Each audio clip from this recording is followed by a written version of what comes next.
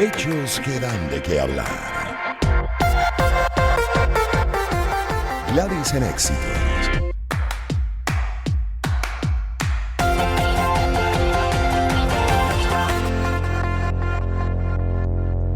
En esta primera hora de programa vamos a hacer también un análisis de las medidas para, combatir el tema de la pandemia del COVID-19 en Estados Unidos y desde el punto de vista como tal de salud, pero también desde el punto de vista económico. Estados Unidos, un país que ya piensa en la desescalada, se ha convertido en las últimas 24 horas en la nación que más casos de coronavirus cuenta por habitante. Según el último recuento de la Universidad Johns Hopkins, el país hay que recordar que tiene 328,2 millones de habitantes y registra casos positivos 1.662.778, 30,2% de los 5.498.849 casos registrados en total en el mundo le pertenecen a Estados Unidos. Y igualmente están contemplando la desescalada porque siempre ha advertido Trump que el tema económico también puede ser algo muy peligroso para ese país. Para conversar tenemos a Dani Bahar, economista del Brookings Institution en Washington, y Luis Fleischmann, sociólogo, politólogo, asesor y especialista del proyecto de seguridad hemisférica por el Centro de Política de Seguridad en Washington. A los dos, buenas tardes y bienvenidos. Dani Bahar, buenas tardes. Buenas tardes, gracias por tenerme, Gladys. Y también Luis Fleischmann. Buenas tardes, un placer estar aquí. Bueno, yo quisiera empezar con el punto de vista económico, porque ya, así como en otros países se contempla el desconfinamiento y ya medidas para empezar a retornar a cierta normalidad, Estados Unidos sin duda todavía es foco de contagios. Desde el punto de vista económico, ¿esto realmente es urgente, Dani? Bueno, es la pregunta del millón, ¿no? Porque por un lado, las medidas de aislamiento y de distanciamiento social en Estados Unidos se implementaron ya hace un par de meses, y a pesar de que la curva, que es el término que ya todos estamos acostumbrados, se ha aplanado, todavía no hemos visto una caída tan drástica como hubiésemos esperado. Entonces, al mismo tiempo, digamos, el aislamiento está funcionando, tal vez no está funcionando tan rápido, porque como tú bien dijiste en la introducción, la cantidad de casos es todavía sumamente grande, de las más grandes del mundo, depende cómo la midas, per cápita o en total, pero está desde el número 1, número 2. Pero digamos, al mismo tiempo ya también vemos un golpe económico sumamente grave, como no habíamos visto, bueno, desde el año 1929, con los datos que tenemos. Podría ser mucho peor. Para dar un número, la tasa de desempleo se estima que ya ha llegado al 20%. En el año 29, que fue la Gran Depresión, llegó a 25%, o sea que es muy posible que lleguemos a esos números. Entonces, obviamente hay presión, hay una presión en el aire de que ya es momento de abrir. En Europa ya están reabriendo. La gran diferencia es que en otros lugares en otros países desarrollados, en Europa, por ejemplo, que ya han decidido reabrir, la cantidad de casos ha sido mucho menor. Entonces, está todavía el enigma de si se reabre ahora la economía, si esto va a llevar al país atrás de vuelta al primer paso. Aunque la Organización Mundial de la Salud ya está comentando, esto fue lo más reciente, que todo apunta a que quizás no haya una segunda ola importante de contagios en el mundo. Esto fue lo más reciente. Le preguntamos a Luis Fleischmann, como sociólogo, politólogo, si estos anuncios de la Organización Mundial de la Salud, organización a la que se le ha señalado de actuar desde un punto de vista más político, ¿no?, que otra cosa, y favoreciendo a China, pero con este último aviso podría, digamos, el mundo aliviar un poco esas medidas de contención. Bueno, yo pienso que lo que predomina más que no cualquier otro caso aquí es la incertidumbre. Y aparentemente, basado en lo que uno sigue,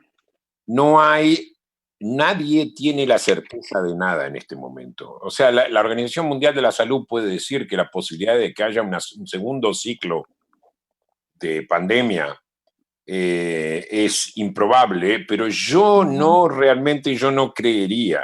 Yo realmente no lo creería.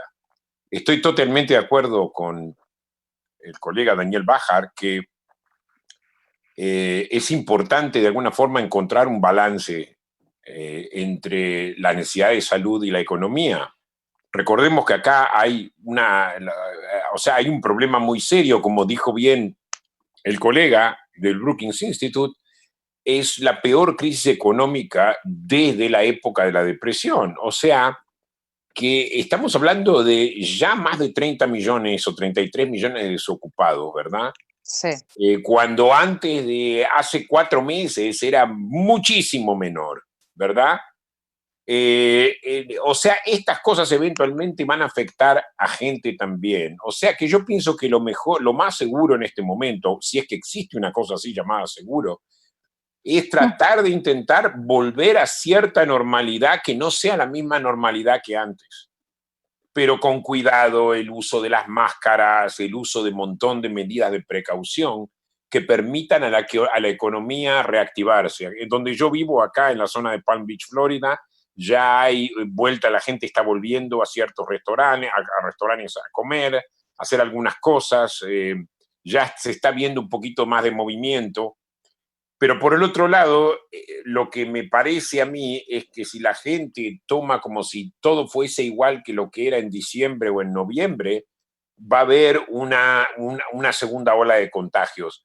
Entonces, la precaución es lo más importante. Por otro lado, pienso que pese a que se abran, incluso si se anuncia una apertura, creo que va a haber mucha gente que todavía está con miedo y que no del Cierto. todo van a salir afuera y a volver a la normalidad que tenían antes. Pero Sobre si tú me todo eso, de preguntas que a mí, algunos, yo no tomaría lo que dijo la Organización de la Salud como una verdad verdadera. y sobre todo con los antecedentes que tiene, ¿no? Que ha hablado para atrás y para adelante muchas veces. Ahora, ¿cómo se puede instrumentar? Y es una de las preguntas que uno se hace, cierta reactivación en la economía y en la normalidad de los países cuando está esa amenaza ahí. Y además también, por otro lado, si bien hay conciencia por parte de algunos miembros, digamos, por parte de algunos habitantes, también vemos que hay otros que no y que han salido, en el caso de Europa, de una manera bastante irresponsable, es tomar en cuenta esas medidas de protección y de distanciamiento para evitar más contagios. Entonces, la pregunta que uno se hace es cómo se puede articular eso. Yo quisiera el punto de vista del sociólogo Luis Fleischmann, pero también del economista Dani Bajar. Dani.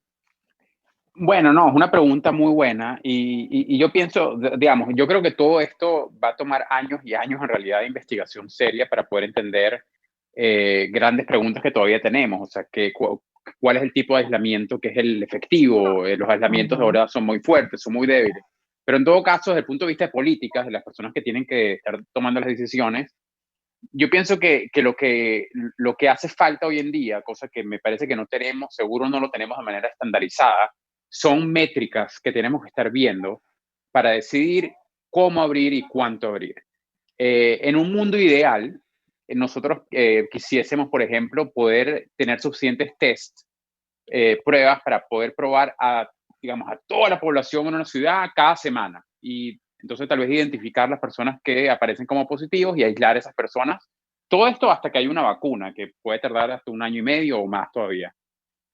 Eso no es posible porque sabemos que en todas partes del mundo, países ricos, países pobres, en cualquier lugar, la cantidad de pruebas son sumamente limitadas.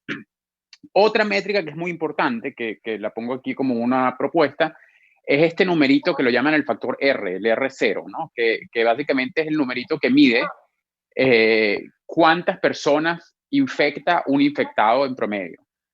Para el coronavirus, este número es algo como 5, 6, 7, si no hay ninguna medida. O sea, cada persona en promedio infecta otras 5, 6, 7.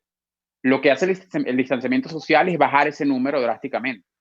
O sea, cuando ese número esté por debajo de 1, significa que la enfermedad de por sí desaparece, ¿no? O sea, cada persona va a infectar a menos de una persona. Claro. Y hay ciertas, o sea, y termino la idea diciendo que hay ciertos websites, etcétera, que con la cantidad de casos a diario, ellos calculan ese número. Y ese es un número que uno puede calcular día a día. En la mayoría de los estados de Estados Unidos, hoy en día ese número está por debajo de 1.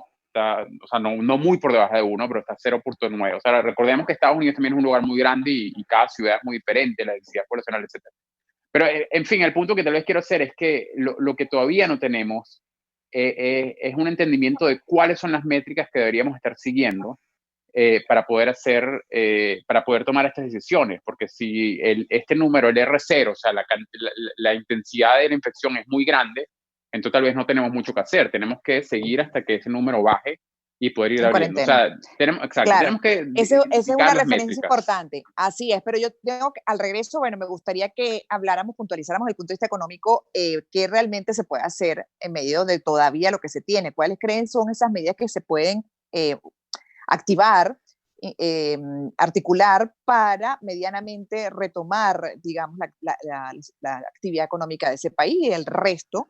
¿Cuáles son esas que son consideradas prioridad para una nación y para su población? Y al regreso también quisiera con Luis Fleischmann que nos hablara desde el punto de vista sociológico también ese comportamiento social que comienza a exigir, porque viene el otro drama de la falta de un trabajo o la falta de dinero para poder comprar algo tan básico como comida. Entonces la gente también comienza ya a demandar en cualquiera de los países, independientemente de su condición económica. En el caso de Venezuela está pasando también, las personas dicen, quiero trabajar, pero al mismo tiempo, bueno, está ese riesgo. Entonces, ¿cómo manejar desde el punto de vista sociológico a las poblaciones? Me lo comentan, por favor, al regreso.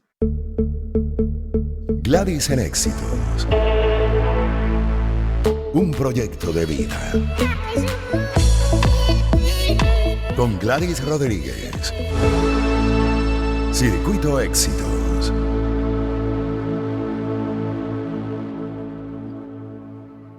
En esta primera hora de Gladys en Éxitos estamos haciendo análisis de las medidas para hacer frente a la amenaza de COVID-19 desde el punto de vista de salud, pero también desde el punto de vista económico. Estamos revisando Estados Unidos, pero sirve de referencia para el resto de los países. Quedaron pendientes unos planteamientos para nuestros invitados, Dani Bajar, economista del Brookings Institution en Washington, y Luis Fleischmann, sociólogo y politólogo, asesor y especialista del proyecto de seguridad hemisférica por el Centro de Política de Seguridad en Washington.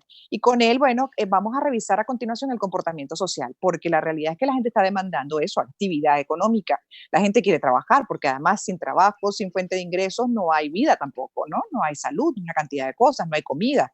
Ahora, ¿cómo se puede manejar sociológicamente esa presión sin que se afecte además a esa misma población por la posibilidad de un rebrote?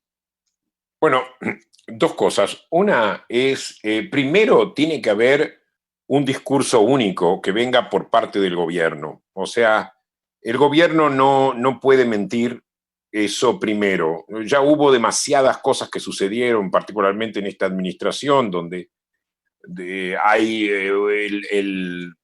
el jefe de la Organización de Enfermedades Infecciosas, lo que llama el CDC, dice una cosa, el presidente dice otra. Primero, volver a encontrar la unidad y la liderazgo, y por otro lado, decir siempre la verdad es muy importante. Por ejemplo, no tener, o sea, es importante decirle la verdad a la gente, ¿verdad? Pero por otro lado, hay que también entender de que si se continúa la situación como se está continuando en este momento, muy pronto puede haber una explosión social, porque al haber menos producción, puede haber una crisis de hambre, puede haber una crisis de falta de productos básicos, puede haber lo que se llama saqueos, ¿verdad? Por suerte hasta ahora no lo hubo.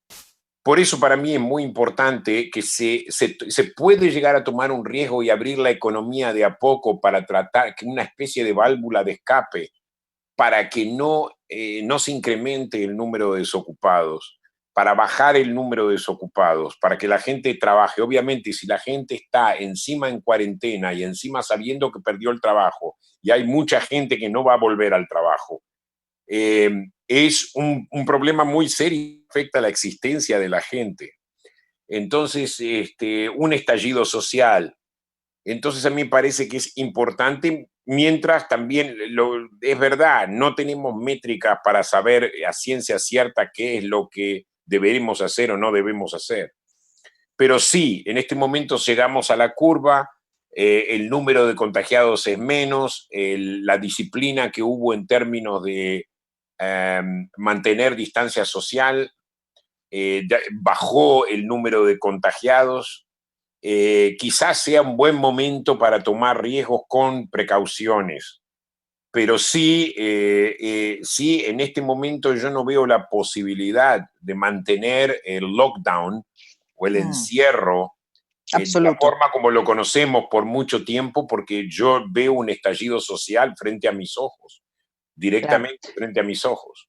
Pero también por otro lado, y para cerrar también la idea con usted, ¿dónde queda la responsabilidad individual? porque los gobiernos sin duda tienen que proteger y garantizar el bienestar de sus pueblos, pero también está lo que se llama responsabilidad individual. Y si te están advirtiendo, te están diciendo que si sales tienes que salir con medidas de protección y tienes que guardar el distanciamiento físico y la persona se empeña en no hacer ese tipo de recomendaciones o no seguirlas y se termina contagiando, esa responsabilidad individual, ¿dónde queda? No, totalmente. Aparte, cuando uno vive en países democráticos, la irresponsabilidad individual es lo que más cuenta, porque no existe como en China, donde te sacan de la casa y te meten en un lugar con otros contagiados para que no contagies a la gente que está saludable. Eso es lo que ha pasado en China, y por eso en China también, ojo, si hubo contención en China, es también porque existe un sistema autoritario, totalitario, donde el individuo es un instrumento del Estado y se terminó. Pero en el caso de las democracias, la responsabilidad individual es la que cuenta más, porque no hay nadie, no hay casi. Yo estuve acá en cuarentena, no vi un solo policía que me haya dicho metete en tu casa, ¿verdad? Uh-huh. Entonces era mi responsabilidad saber que si yo salía me podía contagiar, o si salía al supermercado a comprar algo enseguida me lavaba las manos. Mucho la responsabilidad individual cuenta. Y también tiene que contar para el momento que la gente se le permita volver a la normalidad. Pensar de que la enfermedad no se terminó y que se sigan tomando precauciones. Sí, en un país democrático la responsabilidad individual cuenta, y cuenta mucho. Claro, pero es difícil manejar ese tema porque además esa persona irresponsable puede hacerle daño a terceros. Entonces, ahí también la reflexión que hacen los médicos en Europa cuando ven el comportamiento de parte de las poblaciones, por ejemplo, en el caso de España, que dicen, no me vengas a aplaudir después, ¿no? Cuando tú ni siquiera te estás cuidando. Entonces, se hace todo un esfuerzo y después la población no valora o no toma conciencia. Y ahí dejo la reflexión, porque al final entonces vamos a seguir como en un círculo vicioso si la gente no termina de entender.